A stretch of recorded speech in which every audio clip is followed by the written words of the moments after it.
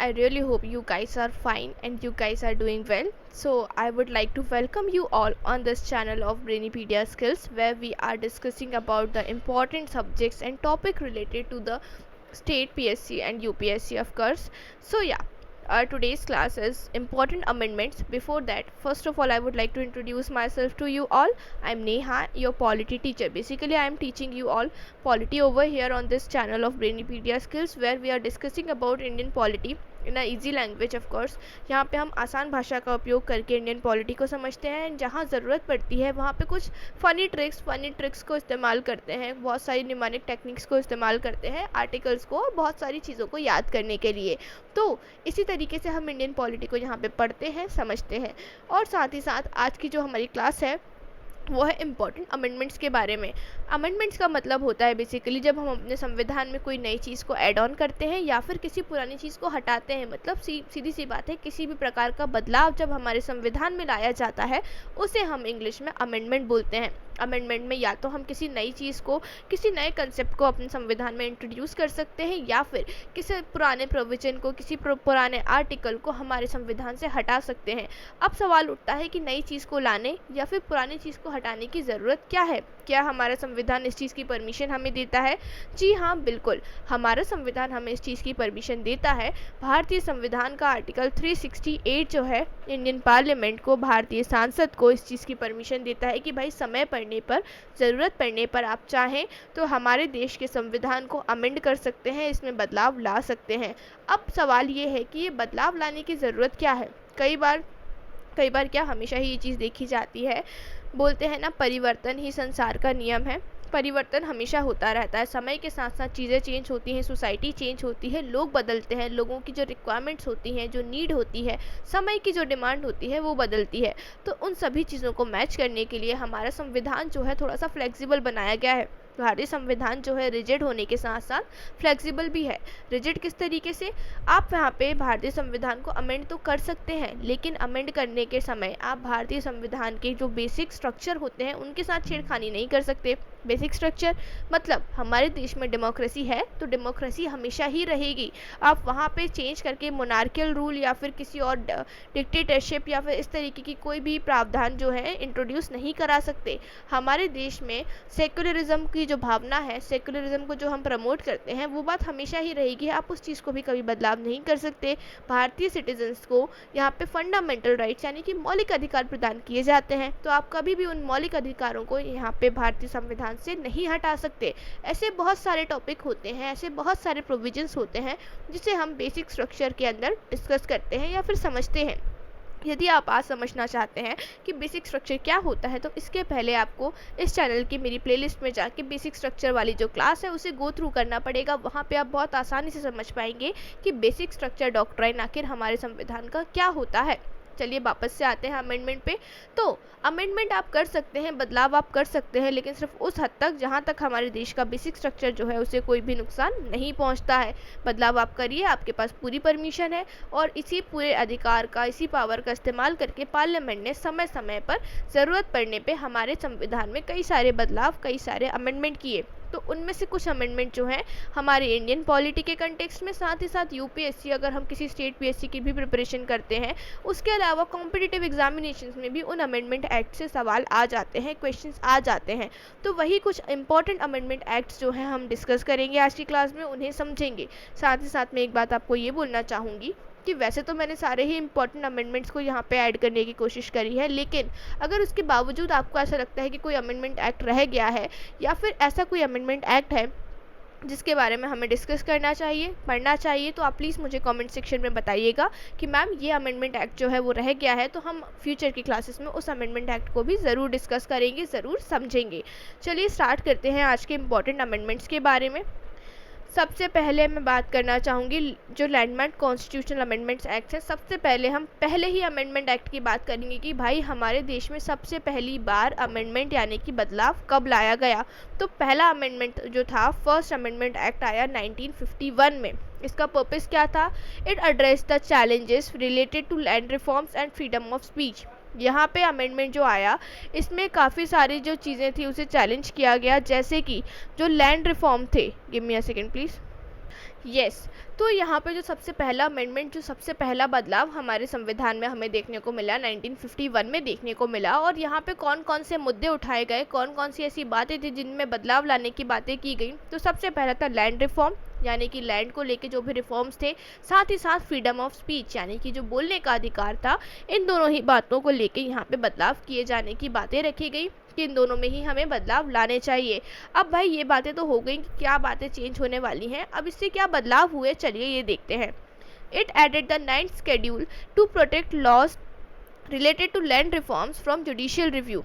अब यहाँ पे इस पूरे ही अमेंडमेंट एक्ट ने हमारे संविधान में 9th शेड्यूल को ऐड किया, जिसमें कि जो जितने भी लॉज थे ना लैंड रिफॉर्म के, उसे जुडिशियल रिव्यू से प्रोटेक्ट करने की बात की गई। ऐसे कौन कौन से लॉज रहने वाले हैं लैंड रिफॉर्म के जिसे हम जुडिशियल रिव्यू से प्रोटेक्ट करेंगे, बचा के रखेंगे, सेफ गार्ड प्रोवाइड किए करेंगे, उसकी लिस्ट हमें यहाँ पे 9th शेड्यूल में देखने को मिली। This was crucial for implementing agrarian reform. अब ये जो था ना यहाँ पे, ये जो पूरा ही स्केड्यूल था या फिर ये पूरा ही जो अमेंडमेंट था, काफ़ी क्रूशियल हो जाता है। Give me a second please, I guess there is a technical error. So yeah देखिए, ये जो पूरा ही एक्ट हो जाता है, ये यहाँ पे काफ़ी क्रूशियल होता है लैंड रिफॉर्म्स के लिए, क्योंकि इस टाइम पे हमारे देश में ज़मींदारी सिस्टम जो था उसे हटाने की कोशिश की जा रही थी, क्योंकि जो बड़े बड़े ज़मींदार हुआ करते थे उनके पास काफ़ी ज़्यादा अमाउंट में लैंड एरिया यानी कि ज़मीन हुआ करती थी, वहीं जो छोटे किसान थे उनके पास कुछ भी नहीं हुआ करता था। तो सरकार इस चीज़ की कोशिश कर रही थी कि जो लैंड डिस्ट्रीब्यूशन है वो इक्वली हो सके, सभी को ज़मीन जो है मिल सके। लेकिन इस चीज़ पर रोक लगाने के लिए कई कोर्ट्स ने यहाँ पे इन लॉज को इम्पोज कराने से रोक लगा दी कि भाई नहीं, आप इस चीज़ को नहीं कर सकते, क्योंकि इससे लोगों का राइट टू प्रॉपर्टी यहाँ पे वायलेट हो रहा है। सॉरी। यहाँ पे इस चीज़ से बचाने के लिए जो हमारा पार्लियामेंट था, उन्होंने क्या किया, 9th शेड्यूल के अंदर ऐसी लिस्ट लगा दी, ऐसी लिस्ट बना दी कि भाई जो कोर्ट है वो इन लॉज के अंतर्गत इन लॉज के रिगार्डिंग कोई भी फैसला नहीं सुना सकता, इन लॉज को चेंज नहीं कर सकता, यानी कि नहीं बदल सकता। लैंड रिफॉर्म के रिगार्डिंग बेसिकली कुछ नियम डिसाइड किए पार्लियामेंट ने, और उन नियमों की लिस्ट 9th शेड्यूल में एड ऑन करी, जिसमें बोला गया कि जितने भी लिस्ट यहाँ पे दिख रही है, इसमें जो हमारे कोर्ट्स हैं वो यहाँ पे इंटरफेरेंस नहीं दिखाएंगे, किसी भी प्रकार के बदलाव को करने की कोशिश नहीं करेंगे, जिससे कि यहाँ पे जो ज़मीन है, जो लैंड है, उसका डिस्ट्रीब्यूशन सही तरीके से हो सके। It empowered the states to make special provisions for the advancement of socially and economically backward classes under Article 15। यहाँ पे एक और हमें चेंज देखने को मिलता है, बदलाव देखने को मिलता है, वो ये है कि यहाँ पे स्टेट्स को बोला गया, हर राज्य को बोला गया हमारे देश के, कि आप यहाँ पे प्रोविजंस बनाइए, इस तरीके के बदलाव लाइए, इस तरीके के नियम नीतियाँ लाइए, जिससे कि सोशली और इकोनॉमिकली जो बैकवर्ड क्लास है, बेसिकली ओबीसी की यहाँ पे बात हो रही है, जो बैकवर्ड क्लासेस है उनका एडवांसमेंट हो सके, और यहाँ पे उन्हें सोशली और इकोनॉमिकली हम इक्वल बना सकें, जो कि आर्टिकल 15 के अंडर यहाँ पे ये सारी ही बातें बोली गई कि आप स्पेशल प्रोविजंस लाइए, ऐसे प्रावधान लाइए, ऐसे बदलाव लाइए, जिसके साथ हम लोग जो सोशली और इकोनॉमिकली बैकवर्ड क्लासेस है हर राज्य की, उन्हें हम क्या कर सके और बेहतर बना सके, उनका स्टैंडर्ड ऑफ लिविंग जो है उसे हम और बेहतर कर सकें। साथ ही साथ यहाँ पे और भी चीज़ें हुई। It introduce reasonable restrictions on freedom of speech and expression under article 19 to maintain public order, friendly relation with foreign state and prevent incitement of offences. यहाँ पे जो आर्टिकल 19 है, जो कि हमें freedom of speech and expression देता है, इस पर कुछ रीजनेबल रिस्ट्रिक्शंस लगाई गई कि यहाँ पे बोला गया कि भाई माना कि आपके पास बोलने का अधिकार है, अपने आप को एक्सप्रेस करने का अधिकार है, उसके बावजूद आप किसी भी प्रकार की नेगेटिव कमेंट्स नहीं कर सकते, कोई ऑफेंसिव बातें नहीं बोल सकते, ताकि हम जो फ्रेंडली रिलेशंस है फॉरेन स्टेट के साथ उसे मेंटेन कर सके। पता चला किसी भी राजनेता ने किसी भी दूसरे देश को कुछ उल्टी सीधी बातें बोल दी, फिर उसके बाद बोल दिया कि अरे भाई ये तो मेरा freedom of speech and expression था, यहाँ पे तो कुछ बात ही नहीं है, कोई गलत बात नहीं है, क्या मैंने तो अपने मौलिक अधिकार का ही इस्तेमाल किया है। तो इस तरीके की गलत एक्टिविटीज़ को रोकने के लिए यहाँ पे ये बात बोली गई कि भाई आप ऐसा नहीं कर सकते, आप कुछ भी बोल के ये नहीं बोल सकते कि ये मेरा right to freedom of speech and expression था। इन्हीं बातों को रोकने के लिए यहाँ पे आर्टिकल 19 जो है ना, right to freedom of speech and expression जो देता है हमें, इसके अलावा और भी राइट्स होते हैं, पर चूंकि यहाँ पे इसी की बात हो रही है तो हम इसे डिस्कस करेंगे। हालांकि आर्टिकल 19 6 ऐसी फ्रीडम्स की बात करता है। तो यहाँ पे कुछ रीजनेबल रिस्ट्रिक्शंस लगाई गई कि माना कि सिटीजन्स के पास, नागरिकों के पास ये अधिकार है कि वो अपने बात को एक्सप्रेस कर सकते हैं, अपनी बात को खुल के बोल सकते हैं, लेकिन इसका मतलब ये नहीं कि वो इस फंडामेंटल राइट का इस्तेमाल करके कुछ भी उल्टी सीधी बातें लोगों के सामने बोलेंगे।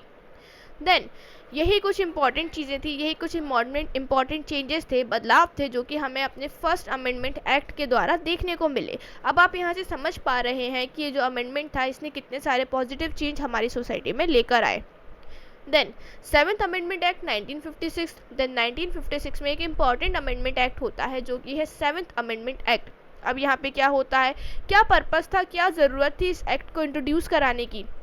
इसका जो मेन पर्पस था वो था रीऑर्गेनाइजेशन ऑफ स्टेट्स, यानी कि स्टेट्स का रीऑर्गेनाइजेशन करना, and union territories to streamline governance. Basically यहाँ पे स्टेट्स और यूनियन टेरिटरीज को फिर से रीऑर्गेनाइज किया जाने लगा, क्योंकि यहाँ पे जब हमारा स्टेट जो पूरा देश इंडिपेंडेंट हुआ था उस टाइम पे पूरा ही देश काफ़ी ज़्यादा प्रिंसली स्टेट्स में बटा हुआ था।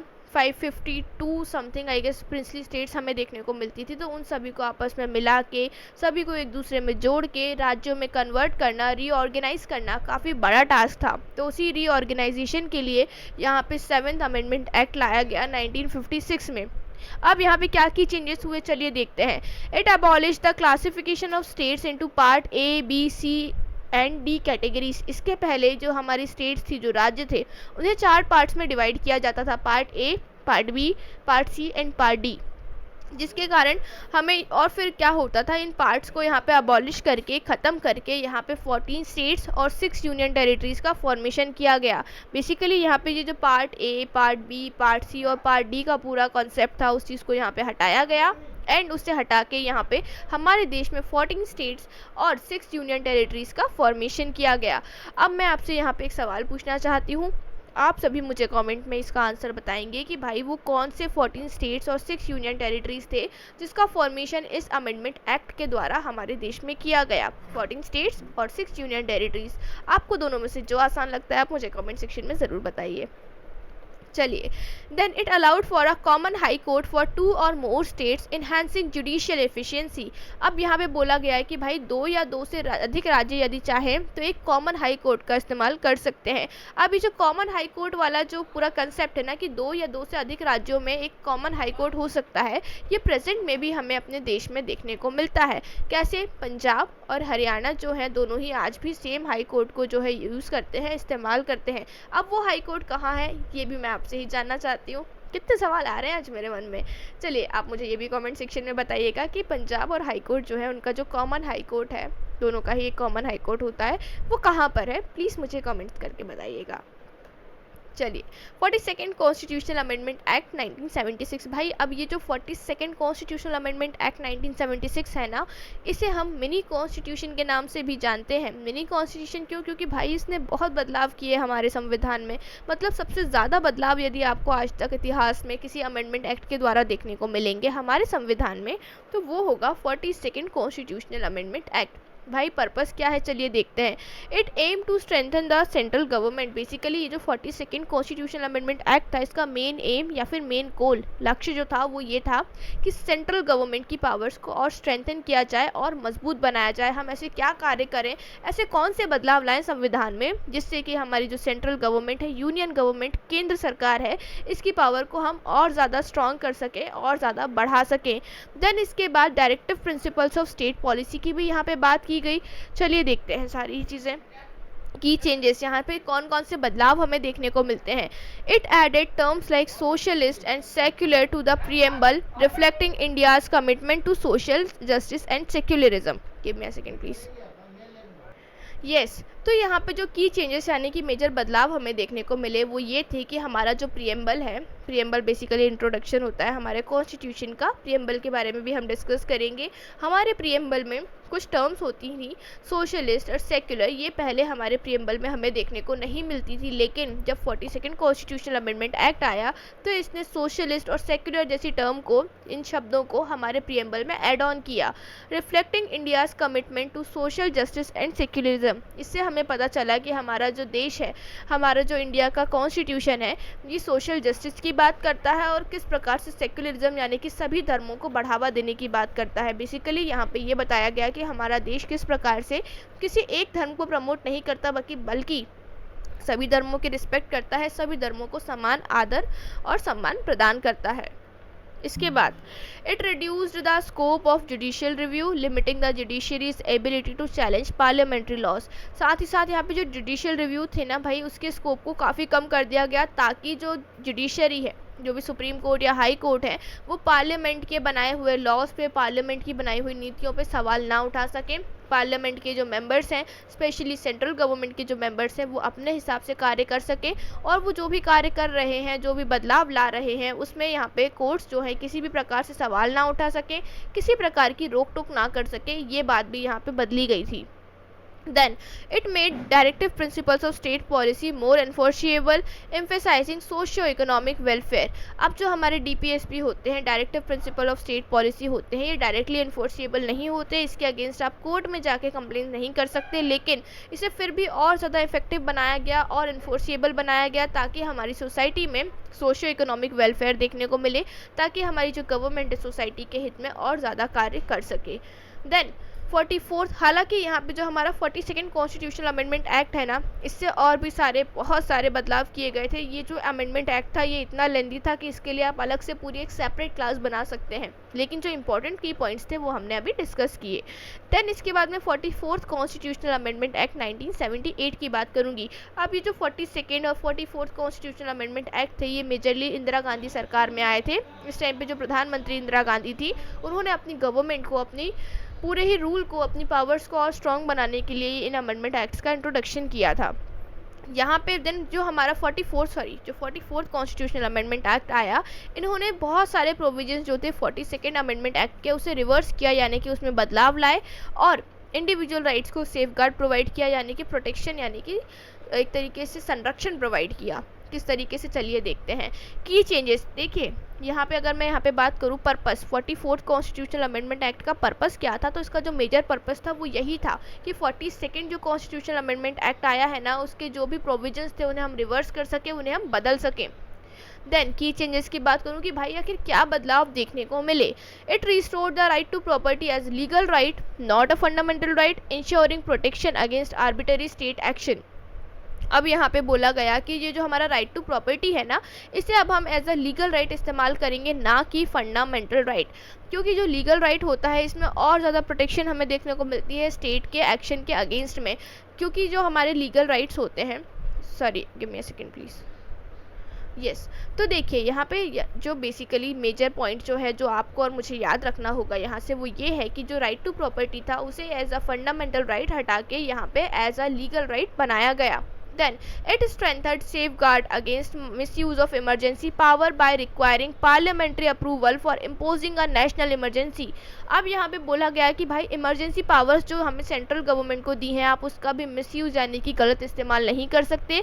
आपको यहाँ से पार्लियामेंट से अप्रूवल लेना पड़ेगा किसी भी तरीके की इमरजेंसी को इम्पोज करने के पहले, किसी भी तरीके की इमरजेंसी को लगाने के पहले। अगर सेंट्रल गवर्नमेंट चाहती है कि हम किसी प्रकार की इमरजेंसी, नेशनल इमरजेंसी या फिर फाइनेंशियल इमरजेंसी को इम्पोज करें देश में, राष्ट्र में, उसके पहले आपको पार्लियामेंट से परमिशन लेनी पड़ेगी, पार्लियामेंट का अप्रूवल लेना पड़ेगा, बोथ हाउस ऑफ पार्लियामेंट का अप्रूवल लेना पड़ेगा, राष्ट्रपति से अप्रूवल लेना पड़ेगा। उसके बाद ही आप क्या कर सकते हैं, नेशनल इमरजेंसी को इम्पोज कर सकते हैं, ताकि जो सेंट्रल गवर्नमेंट है, जो हमारी केंद्र सरकार है, अपनी इस पावर का गलत इस्तेमाल ना करे, अपने फ़ायदे के लिए कभी भी देश में, राष्ट्र में नेशनल इमरजेंसी को घोषित ना कर दे। इन चीज़ों को यहाँ पे, इन बदलावों को यहाँ पे प्रस्तुत किया गया था 44 कॉन्स्टिट्यूशनल अमेंडमेंट एक्ट के द्वारा। Then it ensures that civil liberties could not be suspended during emergencies protecting the fundamental rights। अब यहाँ पे बोला गया कि भाई ये जो हमारे फंडामेंटल सिविल लिबर्टीज़ होती हैं, उन्हें हम इमरजेंसी के टाइम पे सस्पेंड नहीं करेंगे। आप अगर देश में नेशनल इमरजेंसी भी लगाते हैं, उस कंडीशन में भी जो सिविल लिबर्टीज़ होती हैं उन्हें आप यहाँ पे सस्पेंड नहीं कर सकते। अब यहाँ पे यदि मैं बात करूँ कि सिविल लिबर्टीज़ क्या होती है, सिविल लिबर्टीज़ वो बेसिक राइट्स होते हैं जो कि इंसानों के पास होते हैं, जैसे कि ज़िंदगी जीना, बोलना, बात करना, सांस लेना, ये सारी चीज़ें जो हैं, या फिर थोड़ा बहुत रिजाइड करना, फ्रीली रिजाइड करना, बेसिकली फंडामेंटल राइट्स ही आप इन्हें बोल सकते हैं। आप इन फंडामेंटल राइट्स को इमरजेंसी के टाइम पे सस्पेंड नहीं कर सकते, ये बोल के कि भाई देश में इमरजेंसी लगी है तो आपके ये जो भी सिविल राइट्स है, जो बेसिक राइट्स आपको इंसान होने के तौर पर दिए जाते हैं, हम उसे सस्पेंड कर रहे हैं, आप इनका इस्तेमाल नहीं कर सकते। अब इस तरीके के कोई भी प्रोविजंस आप यहाँ पे नहीं बोल सकते हैं। Then 73rd and 74th amendment act 1992। अब ये जो 73rd and 74th amendment act 1992 के होते हैं ना भाई, ये काफ़ी इंपॉर्टेंट हो जाते हैं क्योंकि इन्होंने हमारे संविधान में काफ़ी मेजर बदलाव किए, काफ़ी मेजर चेंज लेकर आए। किस प्रकार से, चलिए समझते हैं। पर्पस की यदि मैं बात करूं, इन दोनों ही एक्ट का मेजर पर्पस जो था वो ये था that it empowered local self governance and decentralised administration. दोनों ही एक्ट ने क्या किया, लोकल सेल्फ गवर्नेंस को प्रमोट किया, मतलब लोकल लेवल पे जो सेल्फ गवर्नेंस है, सेल्फ एडमिनिस्ट्रेशन है, उसे यहाँ पे प्रमोट किया। और डिसेंट्रलाइज्ड एडमिनिस्ट्रेशन की बात करिए, डिसेंट्रलाइज्ड एडमिनिस्ट्रेशन मतलब अब लोकल लेवल पे भी आपको खुद की छोटी मोटी गवर्नेंस देखने को मिलने वाली है, खुद का एडमिनिस्ट्रेशन देखने को मिलने वाला है। लोकल लेवल पे भी अब लोग क्या करेंगे, अपना एडमिनिस्ट्रेशन, अपना गवर्नेंस खुद संभालेंगे। की चेंजेस क्या देखने को मिले इस अमेंडमेंट से हमें, introduce Panchayati Raj institutions and urban local bodies providing constitutional status to local governance. अब देखिए भाई, लोकल गवर्नेंस जो है उन्हें इसके पहले कॉन्स्टिट्यूशनल स्टेटस यानी कि संविधान में उनके बारे में कोई ऐसा प्रोविजन हमें देखने को नहीं मिलता था, लेकिन अब इन एक्ट के द्वारा यहाँ पे हमारी जो लोकल गवर्नेंस है, पंचायती राज इंस्टीट्यूशन हुए या फिर अर्बन लोकल बॉडीज हुई, इन्हें यहाँ पे कॉन्स्टिट्यूशनल प्रोविजंस प्रदान किया गया। It mandated regular elections for local bodies to ensure democratic functioning. यहाँ पे बोला गया, यहाँ पे इस चीज़ को कंपलसरी बनाया गया कि जो लोकल बॉडीज़ है ना, चाहे वो पंचायती राज इंस्टीट्यूशंस हों, अर्बन लोकल बॉडीज़ हों, इनके रेगुलर इलेक्शंस होंगे ही होंगे, ताकि यहाँ पे इनकी जो डेमोक्रेटिक फंक्शनिंग है वो सही तरीके से चलती रहे, ये लोग सही तरीके से अपने कार्यों को परफॉर्म करें। अब यहाँ पे ये जो इलेक्शंस होते हैं ना, ये भी हमें 5 ईयर्स में एक बार देखने को मिलते हैं। रिजर्व सीट की गई, यहाँ पे शेड्यूल कास्ट, शेड्यूल ट्राइब्स और वुमेन के लिए यहाँ पे जो सीट्स थी उनका रिजर्वेशन किया गया, ताकि यहाँ पे इन्हें एक तरीके का अपलिफ्टमेंट देखने को मिले, इनके जो राइट्स हैं उन्हें सेफगार्ड किया जा सके। देन इसके बाद 86th कॉन्स्टिट्यूशनल अमेंडमेंट एक्ट की बात करूंगी। अब यहाँ पे एक चीज़ मैं थोड़ा कन्फ्यूजन क्लियर करना चाहूँगी, जो 73rd कॉन्स्टिट्यूशनल अमेंडमेंट एक्ट था, इसने पंचायती राज इंस्टीट्यूशन को इंट्रोड्यूस किया। 74th ने म्यूनसिपैलिटी और अर्बन लोकल बॉडीज जो था उन्हें इंट्रोड्यूस किया। अब अगर आप समझना चाहते हैं पीआरआई यानी कि पंचायती राज इंस्टीट्यूशन और अर्बन लोकल बॉडीज क्या होते हैं, किस तरीके से कार्य करते हैं, तो इसके लिए सेपरेट क्लासेस के जो वीडियोस हैं यहाँ पे अवेलेबल है प्लेलिस्ट में, आप गो थ्रू कीजिए उन प्लेलिस्ट को, आप समझ सकते हैं कि पीआरआई क्या होते हैं, अर्बन लोकल बॉडीज क्या होते हैं, क्या इनके वर्क होते हैं, फंक्शन होते हैं, इलेक्शन किस प्रकार से होते हैं, बेसिकली सारी ही जो इन्फॉर्मेशन आपके एग्जाम पॉइंट ऑफ व्यू से इंपॉर्टेंट है वो उस वीडियो में अवेलेबल है। तो अगर आप समझना चाहते हैं तो you should definitely go through those videos, आप वहाँ पे इन्हें बेटर तरीके से समझ पाएंगे। चलिए, फिर ये चीज़ें हो गई। फिर 86th कॉन्स्टिट्यूशनल अमेंडमेंट एक्ट 2002। अब 2002 का समय आ चुका है एवरीवन, और यहाँ पे आया है एक और कॉन्स्टिट्यूशनल अमेंडमेंट एक्ट यानी कि नया बदलाव, जो कि है 86th कॉन्स्टिट्यूशनल अमेंडमेंट एक्ट। मतलब अभी तक 86 टाइम्स हमारे संविधान को बदला जा चुका है। अब ये क्या बोलता है, चलिए, its purpose was it mainly focused on education as fundamental right. इसका जो मेन फोकस था वो था एजुकेशन, और यहाँ पे बोला गया कि जो एजुकेशन है, शिक्षा है, उसे फंडामेंटल राइट की तरह ट्रीट किया जाना चाहिए। की चेंजेस, क्या चेंजेस देखने को मिले, it made education a fundamental right for children age 6 to 14 years under article 21A। Basically इस अमेंडमेंट एक्ट के द्वारा हमारे संविधान में एक नया आर्टिकल एड ऑन किया गया जो कि था आर्टिकल 21A। अब इस आर्टिकल 21A में क्या प्रोविजंस थे, चलिए समझते हैं। यहाँ पे बोला गया कि आर्टिकल 21A के अंडर हम एजुकेशन को एक फंडामेंटल राइट यानी कि मौलिक अधिकार बना रहे हैं बच्चों के लिए, किसी उम्र की 6 से लेकर 14 साल यानी कि 6 to 14 ईयर्स तक के जो बच्चे हैं उनके लिए एजुकेशन जो है फ्री जो एजुकेशन है फंडामेंटल राइट है, यानी कि अब ये उन बच्चों का मौलिक अधिकार है कि उन्हें भी क्या मिलनी चाहिए, फ्री और कंपलसरी एजुकेशन मिलनी चाहिए। Then it mandated the state to provide free and compulsory education, emphasizing the skills importance of literacy and skill development। यहाँ पे राज्यों के लिए ये इस बात को कंपलसरी किया गया है कि भाई आप 6 to 14 ईयर्स तक के जो बच्चे हैं उनके लिए आप एजुकेशन को फ्री बनाएंगे और कंपलसरी बनाएंगे, कि मतलब आपके राज्य के जो बच्चे हैं उन्हें एजुकेशन मिलनी चाहिए, ताकि उन्हें लिटरेसी यानी कि पढ़ाई लिखाई की भाई इंपॉर्टेंस समझ में आए कि किस तरीके से जीवन में हम पढ़ लिख के कुछ बेहतर चीज़ें कर सकते हैं, साथ ही साथ उनकी स्किल डेवलपमेंट भी यहाँ पे देखने को मिले। देन 101 अमेंडमेंट एक्ट यानी कि 101 कॉन्स्टिट्यूशनल अमेंडमेंट एक्ट 2016। भाई 2016 में एक इम्पॉर्टेंट अमेंडमेंट एक्ट आता है जिसने काफ़ी डिस्प्यूट्स करवाए, जिसने काफ़ी कंट्रोवर्सीज जो हैं उन्हें जन्म दिया। ये एक्ट था जीएसटी वाला। यस, जीएसटी का जो एक्ट है, आपने जीएसटी का फुल फॉर्म आपको नहीं भी पता हो, ऐसे कुछ लोग हो जिन्हें नहीं, बिल्कुल नहीं पता कि क्या होता है, फिर भी जीएसटी जो टर्म है ना, आप सभी ने कहीं ना कहीं ज़रूर सुनी होगी, क्योंकि ये जो अमेंडमेंट एक्ट रहा अपने आप में काफ़ी फेमस एक्ट रहा। चलिए इसका पर्पज़ क्या था समझते हैं। It introduced goods and service tax GST to the streamline indirect taxation। यहाँ पे बेसिकली इस एक्ट के द्वारा एक नए टैक्स का इंट्रोडक्शन किया गया था, जो था जीएसटी टैक्स, यानी कि goods and service tax, to streamline indirect taxation, ताकि जो इनडायरेक्ट टैक्सेशन है उन्हें रोका जा सके। बेसिकली बहुत सारे इनडायरेक्ट टैक्स को हटा के एक डायरेक्ट टैक्स का इंट्रोडक्शन यहाँ पे किया गया था, जो कि था जीएसटी। इससे बदलाव क्या हुए चलिए देखते हैं। It created a unified tax structure across the country eliminating cascading taxes. यहाँ पे पूरे देश भर में ये जो जीएसटी टैक्स है इसका नियम लागू होने जा रहा था। It establish the GST council to overseas its implementation ensuring cooperative federalism. अब यहाँ पे जीएसटी का जो पूरा टैक्स है इसका किस तरीके से इम्प्लीमेंटेशन हो रहा है, सही तरीके से सब चीज़ें हों, इन चीज़ों का ध्यान रखने के लिए एक जीएसटी काउंसिल का भी फॉर्मेशन किया गया, जो कि ध्यान देगी कि भाई जीएसटी का जो इम्प्लीमेंटेशन है वो सही तरीके से हो। साथ ही साथ कोऑपरेटिव फेडरलिज्म जो है उस चीज़ को भी इंश्योर करेगी। कोऑपरेटिव फेडरलिज्म, अब ये जो कुछ टर्म्स हैं ये अगर आप बेहतर तरीके से समझना चाहते हैं तो जीएसटी के लिए भी अलग से एक क्लास अवेलेबल है। बेसिकली यहाँ पे जो भी इंपॉर्टेंट टॉपिक्स है ना उन सभी को मैंने कवर किया हुआ है, उन सभी के ऊपर वीडियो बनाए हुए हैं। तो अगर आप इन सारी टर्म्स को समझना चाहते हैं तो आप जीएसटी वाली क्लास को गो थ्रू कीजिए और आप प्लीज़ इन चीज़ों को आसानी से समझ सकते हैं वहाँ पे, क्योंकि आज का जो हमारा टॉपिक है वो है सिर्फ इंपॉर्टेंट अमेंडमेंट्स को डिस्कस करना, तो आज हम उसी पे फोकस करेंगे। 103 अमेंडमेंट एक्ट 2019 में एक और अमेंडमेंट एक्ट आता है जो बोलता है it introduced 10% reservation for economically weaker section in educational institution and government job. यहाँ पे जो इकोनॉमिकली वीकर सेक्शन होते हैं, ईडब्ल्यूएस कार्ड आप लोगों ने सुना होगा, बनता है कुछ लोगों का, तो जो लोग इकोनॉमिकली फाइनेंशियली वीक होते हैं, वीकर सेक्शन से बिलोंग करते हैं, उनके लिए एजुकेशन इंस्टीट्यूशन यानी कि यूनिवर्सिटी, कॉलेजेस एंड साथ ही साथ गवर्नमेंट जॉब में 10% का आरक्षण यानी कि रिजर्वेशन जो है वो प्रदान किया गया था। की चेंजेस क्या हुए? Added article 15 clause 6 and 16 clause 6 to the constitution. Beneficiary included individuals from general categories who are not covered under existing reservation from SC, ST and OBC. अब देखिए यहाँ पे जो बेनिफिशियरीज थी, जो फ़ायदे थे इस ईडब्ल्यूएस कार्ड के, वो जनरल कैटेगरीज के लोगों को भी मिलने वाले थे जिन्हें एससी, एसटी या ओबीसी कैटेगरी के अंदर कोई भी रिजर्वेशन या फिर कोई भी फ़ायदा देखने को नहीं मिलता है, कोई भी आरक्षण देखने को नहीं मिलता है, जिनके लिए उन जनरल कैटेगरी के लोगों को यहाँ पे इस अमेंडमेंट एक्ट के द्वारा, इस बदलाव के द्वारा 10% का रिजर्वेशन जो है प्रदान किया जाने वाला था। Then 104 constitutional amendment act 2020। ये अमेंडमेंट एक्ट क्या बोलता है चलिए देखते हैं।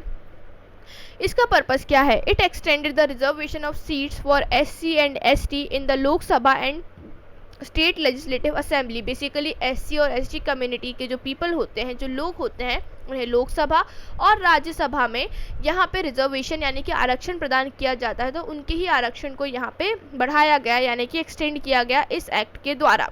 अब एक्सटेंशन जो था, जो कितने समय तक बढ़ाया गया, तो 10 ईयर्स के लिए यानी कि अंटिल 2030 तक के लिए इनका जो रिजर्वेशन था उसे यहाँ पे बढ़ाया गया। साथ ही साथ एक और बदलाव देखने को मिला। It remove the provision for nomination of Anglo Indians to the Lok Sabha and state legislative assembly. यहाँ पे एंग्लो इंडियन कम्युनिटी के लिए रिजर्वेशन हमें देखने को मिलता था, नॉट रिजर्वेशन, नॉमिनेशन। यहाँ पे राष्ट्रपति यानी कि प्रेसिडेंट जो है कुछ मेंबर्स को नॉमिनेट करते हैं, उन नॉमिनीज में से 2 सीट्स जो थी लोकसभा में वो एंग्लो इंडियन कम्युनिटीज़ के नाम पे हुआ करती थी, और कुछ सीट्स लेजिस्लेटिव असेंबलीज में भी हमें देखने को मिलती थी। तो यहाँ पे उस प्रावधान को, उस प्रोविजन को हमारे कॉन्स्टिट्यूशन से हटा दिया गया, क्योंकि एट प्रेजेंट में हमें इंडिया में एंग्लो इंडियन कम्युनिटी का ऐसा कुछ सच कंसेप्ट देखने को नहीं मिलता है। इसीलिए एंग्लो इंडियन कम्युनिटी का जो ये नॉमिनेशन था, ये इसे यहाँ से हटा दिया गया। तो ये काफ़ी इंपॉर्टेंट चीज़ें हो जाती हैं। पहला, एससी एसटी रिजर्वेशन आगे 10 सालों के लिए बढ़ाया गया। दूसरा, एंग्लो इंडियन कम्युनिटी के जो नॉमिनेशन है उसे यहाँ से हटाया गया। एंग्लो इंडियन कम्युनिटी की लोकसभा में 2 सीट्स हमें देखने को मिलती थी, जिन 2 सीट्स पे नॉमिनेशन देखने को मिलता था, जो कि अब हमें देखने को नहीं मिलता, जिसके कारण पहले हमारी लोकसभा की टोटल सीट्स मैक्सिमम स्ट्रेंथ 552 होती थी, लेकिन एट प्रेजेंट में वो जो स्ट्रेंथ है वो 550 हो गई है। 105 अमेंडमेंट एक्ट 2021, यहाँ पे क्या हो रहा है चलिए देखते हैं। पर्पस क्या है यहाँ पे?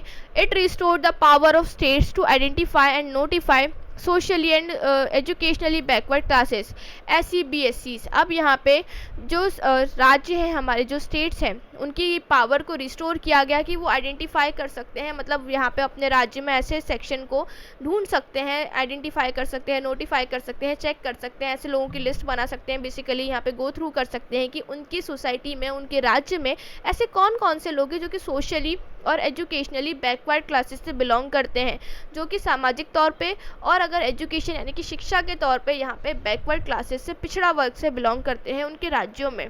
अब यहाँ पे की चेंजेस क्या हुए, बदलाव क्या हुए? Amended articles 338B, 342A and 366(26)(c). In articles में अमेंडमेंट यानी कि बदलाव हमें देखने को मिला। साथ ही साथ it empowered states to prepare their own SCBSC list, reversing the supreme court decision in Maratha reservation case. यहाँ पे बोला गया कि अब राज्यों के पास ये अधिकार है कि वो अपने राज्य की स्वयं की SEBC यहाँ पे लिस्ट बना सकते हैं, खुद हमें बता सकते हैं कि उनके राज्य में सोशली और एजुकेशनली ऐसे कौन कौन से लोग हैं जो कि बैकवर्ड क्लासेस में आते हैं, बैकवर्ड क्लासेस की कैटेगरीज में आते हैं। बेसिकली यहाँ पे राज्यों के पास ये अधिकार दिया गया कि भाई आप खुद से इस चीज़ को कैटेगराइज कर सकते हैं कि आपके राज्य में ऐसे कौन कौन सी कम्युनिटी है, ऐसे कौन कौन सी ग्रुप ऑफ पीपल हैं जो कि सोशली या फिर एजुकेशनली बैकवर्ड क्लासेस में आते हैं। तो या that's all for today's class. I really hope कि आज की क्लास में जो इंपॉर्टेंट अमेंडमेंट एक्ट थे आपको समझ में आए। उन अमेंडमेंट एक्ट ने हमारे कॉन्स्टिट्यूशन, संविधान पे किस प्रकार से बदलाव लाए, किस प्रकार से चेंजेस लाए, ये भी आपको समझ में आया होगा। And if you guys enjoyed the video, please like the video and comment में मैंने आपसे जो बहुत सारे सवाल पूछे हैं उसमें से कुछ का तो आप मुझे आंसर बता ही दीजिएगा। साथ ही साथ यदि आपको लगता है कि कोई अमेंडमेंट एक्ट जो है वो रह गया है जिसे हमें आज डिस्कस करना चाहिए था, तो आप मुझे कमेंट सेक्शन में उस अमेंडमेंट एक्ट का नाम बताइएगा। हम फ्यूचर में उस चीज़ को भी डिस्कस करने की पूरी कोशिश करेंगे। And if you enjoy the video, please like the video, don't forget to subscribe to our channel and साथ ही साथ इस वीडियो को अपने फ्रेंड्स के साथ शेयर कीजिए ताकि ये सारे ही इंपॉर्टेंट अमेंडमेंट एक्ट जो हैं वो उन्हें भी समझ आए और वो भी इन चीज़ों को याद कर सकें, बिकॉज ये अमेंडमेंट एक्ट काफ़ी इंपॉर्टेंट हो जाते हैं यदि आप UPSC या फिर स्टेट PSC के एस्पिरेंट हैं तो। So I really hope you guys are enjoying watching the videos by me, and of course I am loving it because I definitely love teaching Indian polity because it's my favorite subject. I find it really interesting and I really hope that I made you all also fall in love with the subject, and I will definitely do that. So yeah, till then, stay healthy and stay happy. Thanks for watching the videos. Thank you.